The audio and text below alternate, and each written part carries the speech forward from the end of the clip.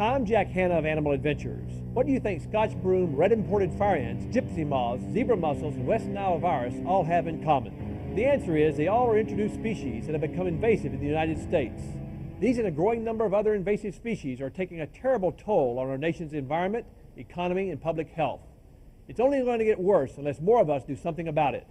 After more awareness and prevention, restoration is surely a part of the solution. By joining or forming a restoration project, you too can help. You'll learn more about nature, you'll make friends, and it's good exercise. So become a weed warrior or a site steward in a natural area near you. Here's some information to get you going.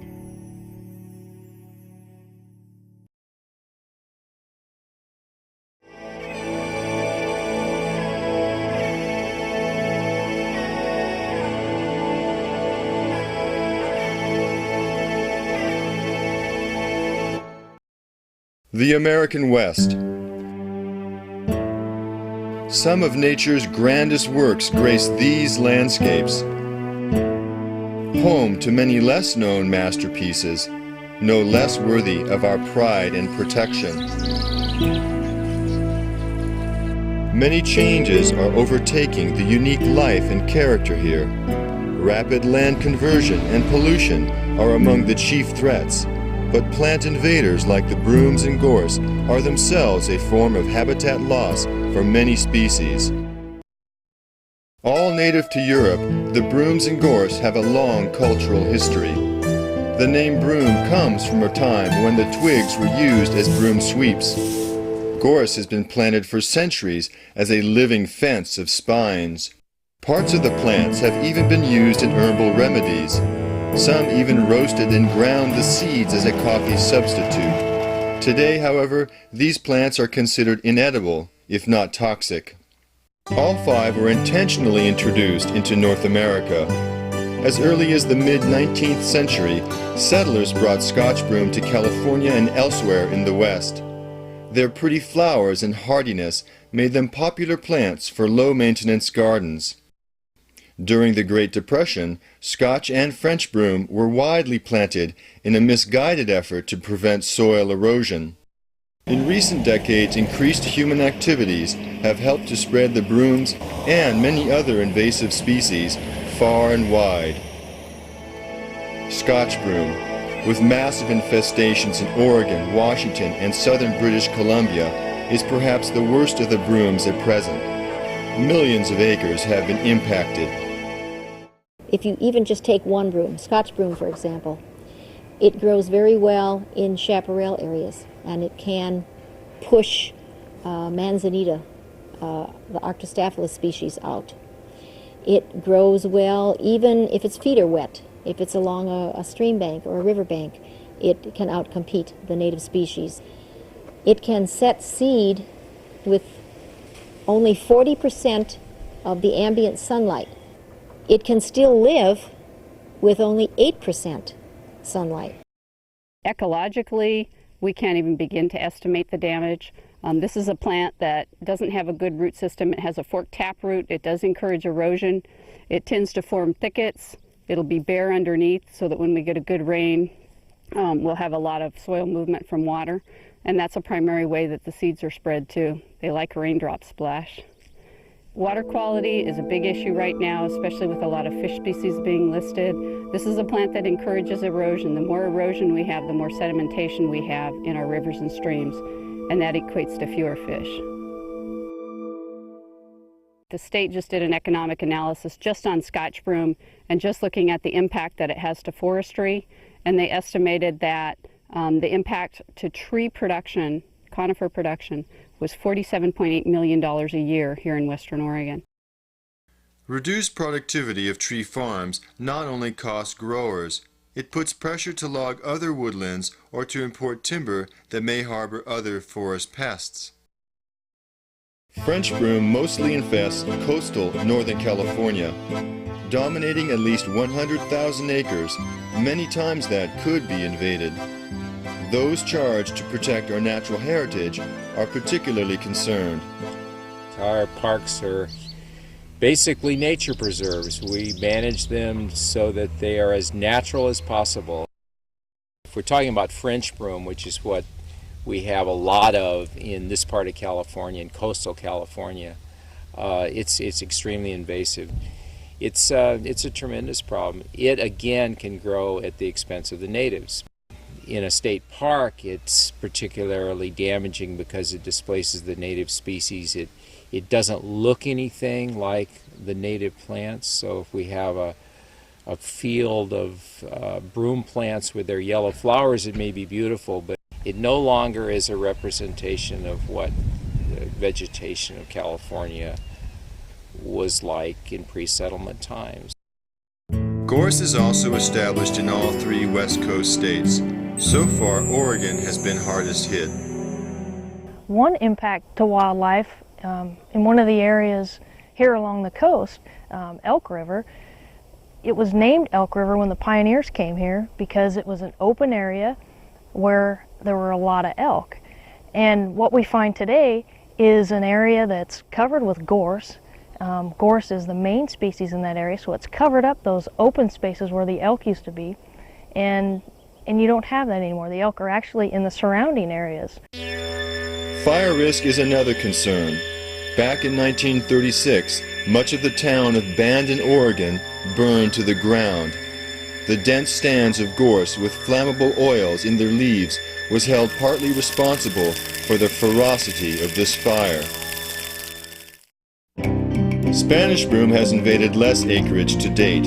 However, concern is high as it spreads into sensitive streamside habitats. Its great thirst impacts much more than the area it occupies. The plant has an incredible ability to draw water out of the soil.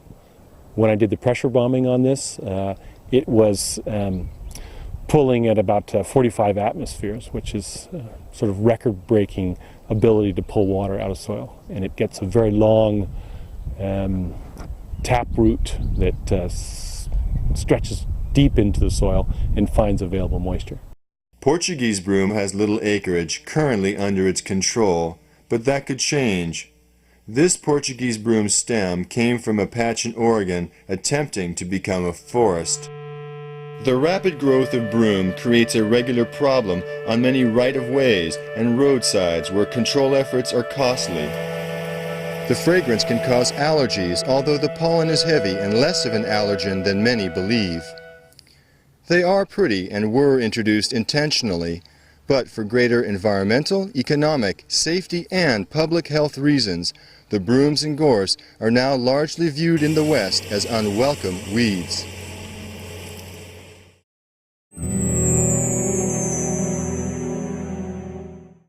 Brooms and gorse are perennial woody shrubs that may grow over 10 feet tall.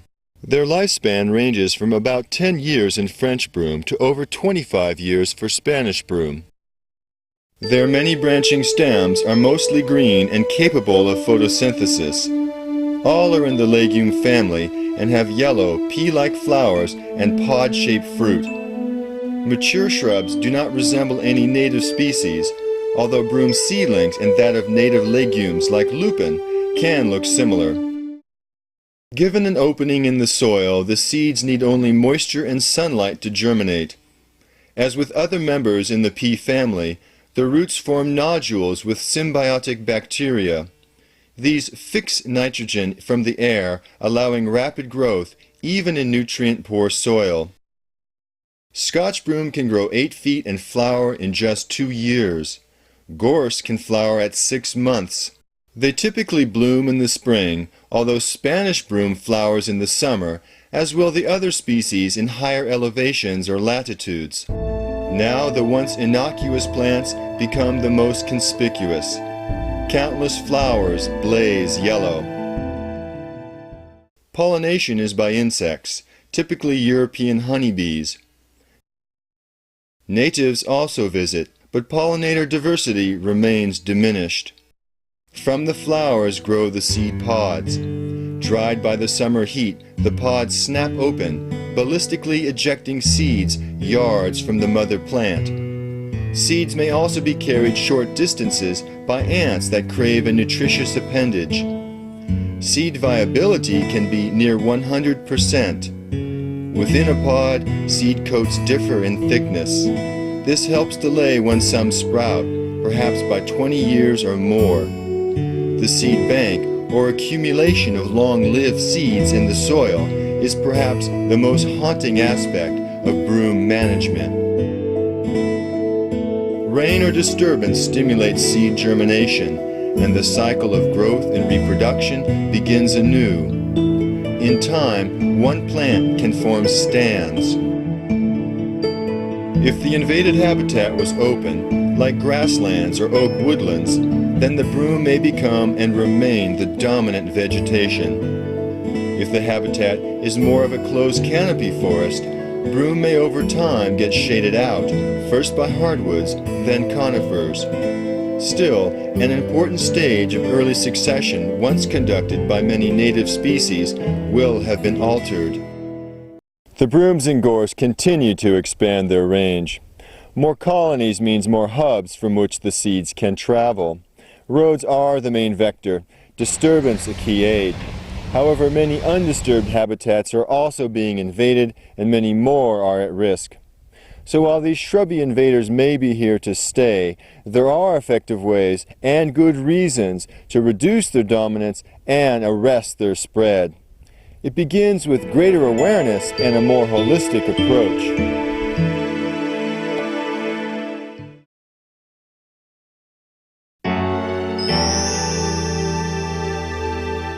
Control of invasive species is largely about land management. One needs clear goals, a practical sense of the land and its unique condition. Site-specific aspects must be taken case by case. I guess what I would stress is have a plan in place for your spot, your site, with your problems, and have it in place for all phases. The removal of the mature broom, the treatment of the seedling, how you're going to deal with anything left in the seed bank, and revegetation. Furthermore, land managers need to understand the dynamics and risks of the control methods. Otherwise, such efforts are likely to be ineffective or worse. At all times, keep in mind safety for the individual and sensitivity for the ecosystem. Prevention stops something before it becomes a problem. For brooms and gorse, it means a halt to planting. Washington, Oregon, and California each list 2 or more of these species as noxious and prohibit their sale. Unfortunately, this does not prevent people from buying seeds on the internet. Prevention also means cleaning off shoes, vehicles, and equipment. Moreover, prevention really means being more considerate about any soil-disturbing activity. Monitoring looks for changes. Know the native species and those things you seek to protect. Be alert for broom and other weeds. Record and report their presence.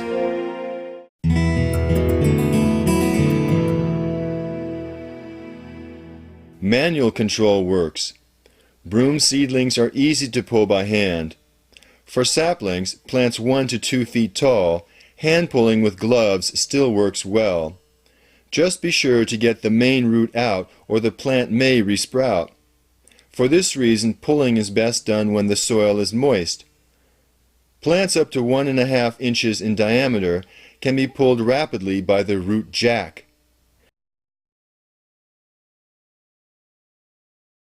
The weed wrench works well too.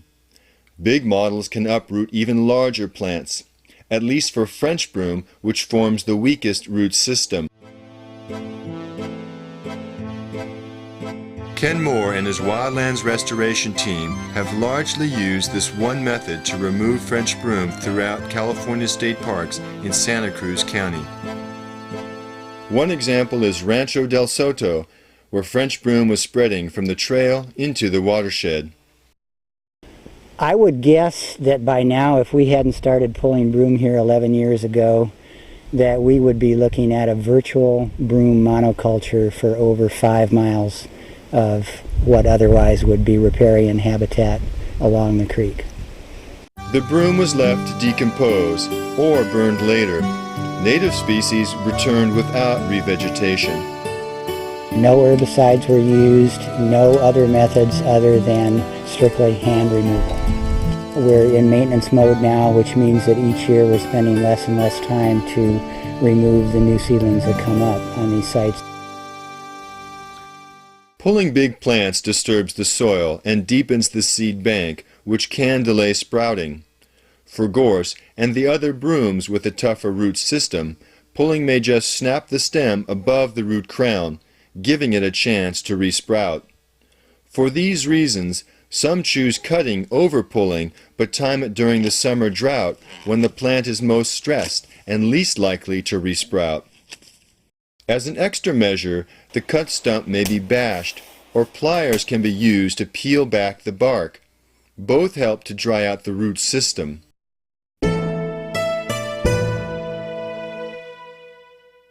Propane torch flaming can control the legions of seedlings which arise after removal of adult plants. By passing the flame across the seedlings, the outer cells burst, girdling the plants. I wouldn't use this technique where the native vegetation occupied the site to an extent of more than 30 to 40%. If the plants are very tall, if they're more than 18 inches or 24 inches tall, it simply takes too much time to pass the torch up and down the whole length of the plant. Because we are working with an open flame system here, we have the possibility for fire. So in order to mitigate for that, what we do is we try to do the flaming during the winter months. And it's actually quite effective to do it right during a rain. That is where I prefer to use this technique. Mulching can also control sprouts. After outliers are removed, big patches of broom are winnowed down over several seasons, brush cut first, then mulched. A weed-free rice straw is spread 3 to 4 inches thick. Once the straw is intact, you don't want to disturb it. Can't brush cut it again. So you want to do a really good job of brush cutting the first time, real smooth and short. Once you've applied the straw, then you just pull youngsters that may have made it through pockets that animals opened up, or large robust plants that were able to push through. And then you cover over the site again. And you keep the straw on at least a year or two, fairly 100% cover. And you can then open up the straw and start planting into it if you think the site's going to need revegetation. And the nice thing is that the native perennials like coyote brush, artemisia, mimulus, stuff like that will come right through the straw, and you can just let them grow back. I'm really pleased with our results. Maintenance on broom is significantly reduced.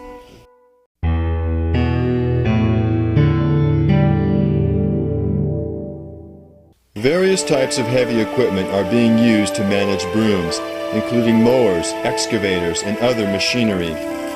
They do the work of dozens of manual laborers, but are hard on the soil, spare few plants, and are not an option on steep slopes or hard-to-reach habitats.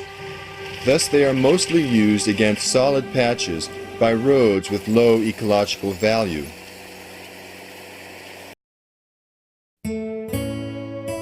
One exception is in Washington State, where the Nature Conservancy has been restoring rare prairie and oak woodland habitat that harbors a number of threatened and endangered butterflies. We use a variety of mechanical methods to control Scotch broom, from tractors with a brush hog on the back, brush cutters that volunteers and staff use, and weed wrenches. We use brush cutters to follow up with after the tractor mowing, or in places where a tractor won't go. Controlling Scotch broom long term is really persistence. You have to keep after it, controlling it at least every 2 years on an individual site, and if you do that, I have very favorable outlook. The amount of toxic chemicals and pesticides used today is truly appalling. Many industries, and consumers too, could cut back on their use of toxins. Public health and the environment would surely benefit. We all know that chemicals have been overused and abused, but it is important that we make distinctions between what chemicals and how they're used, what they're used for. When it comes to weed warriors out there trying to save biological communities, herbicides can be a very valuable tool to use at the right time. It's part of an integrated strategy. You would never use it exclusively. For the control of broom and gorse, herbicides offer some advantages. They disturb the soil less than manual or mechanical methods, and while not cheap, herbicides are often far more economical than paid crews for brush removal. Selective herbicides spare certain plant groups, like grasses. Additives, like surfactants, make the herbicide work better. They can also be more toxic to animals than the active compound. Another concern are streams and wetlands because of sensitive aquatic species. If you are going to use herbicides, use one that's EPA approved for use in wetlands and minimize its application. In the American River Parkway near Sacramento, retired ecologist Jack Healy and others have been struggling with Spanish broom. I've been doing it now for 12 years, and we've pulled out over 24,000 plants. However, progress was elusive with just manual methods.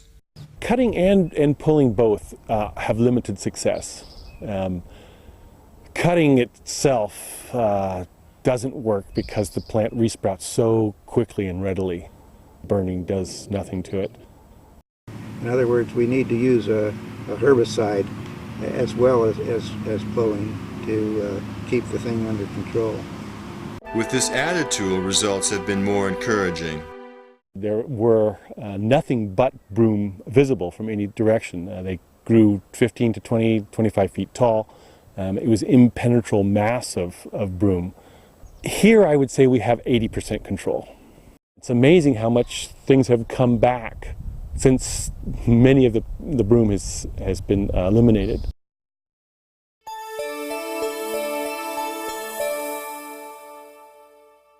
Ecosystems and species often depend on periodic fire.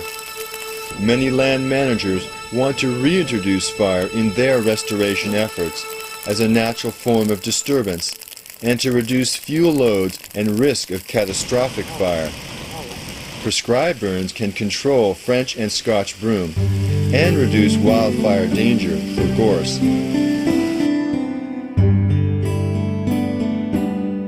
At Redwood National Park, Scotch broom was eliminating prairie habitat important for elk. Numerous control methods were tried, even mules. A combination of controlled burns and manual removal provided the desired results. When you look out at the prairies, it doesn't appear that we have a Scotch broom problem anymore.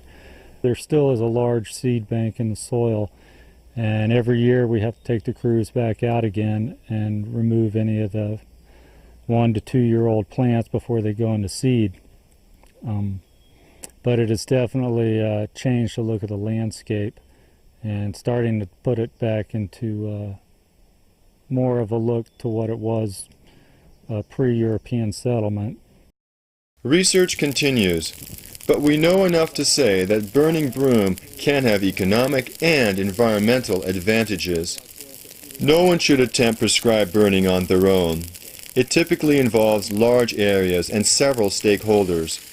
Those interested in burning to control invasive species can contact their local resource agencies and fire departments. Biological control is a method to reduce or eliminate an invasive species by introducing host-specific predators or pathogens, typically in its native region. There have been great successes as well as stunning blunders.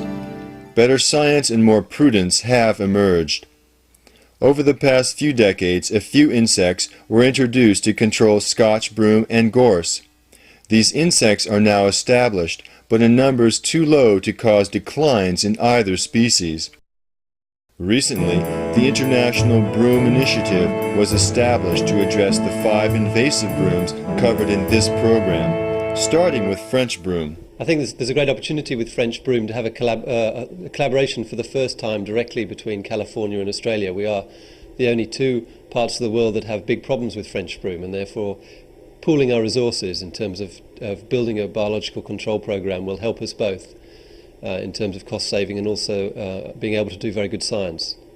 If successful, biocontrol would be the most cost-effective, long-term solution for one or more of the brooms. However, this is still years ahead. Land managers can check periodically with agriculture authorities for updates.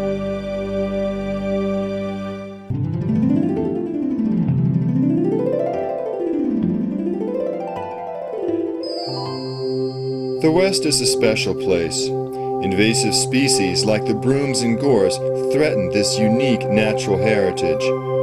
They are also teaching us to be more careful land stewards, that prevention is paramount, and that even parks and preserves need active management. Their future is in our hands. We hope you found some of this information useful. Thanks for watching.